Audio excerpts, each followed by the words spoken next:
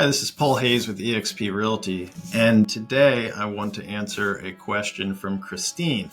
And her question was, she has a family member who's living with her grandmother at her grandmother's house, and her grandmother's aging. And family conversation has been, should they make repairs, or not really repairs, but make renovations to the house to allow for her grandmother to stay in the house longer? Or should they be thinking about maybe moving the grandmother into a personal care home or assisted living or something like that? So one of the things to take into consideration, and there's lots of things to take into consideration, is finances, it's personal health of the aging parent or grandparent, and just the overall family dynamics and caregiving and so on and so forth.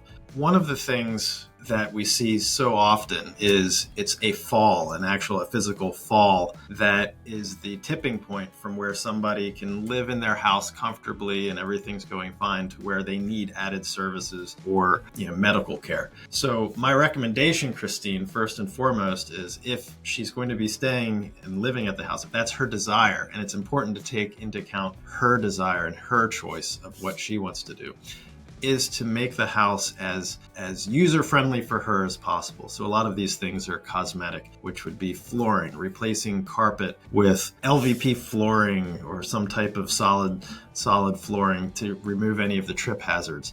Maybe ramps to make it easier to get in and out of the house. Maybe widening some thresholds so that if there is a wheelchair or a walker in the future, that getting in and out of rooms a little easier. Grab bars on bathrooms, maybe getting rid of tubs and putting in a shower that you could walk right in. So a lot of these things, it's going to take a little bit of money for sure. There's definitely going to be an investment. But when you compare that to the cost of a personal care home or assisted living, those repairs, those updates, those renovations pale in comparison to that if the time period that she's going to be staying in there can be measured in years rather than months. So part of this is just having this overall conversation. So I would recommend talking to a remodeler who specializes in aging in place. And a lot of times there's some funds available, there's grants available in different communities. So depending on status as far as veterans, there's things that you can look into to help offset some of these costs, but definitely look into that. But more importantly, have a frank conversation with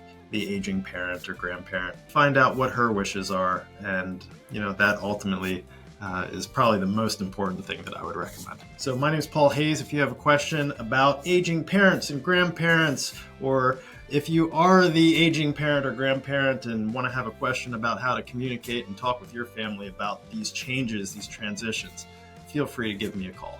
I can be reached at paulhayeshomes.com, completeseniortransitions.com, or give me a call on my cell phone or social media.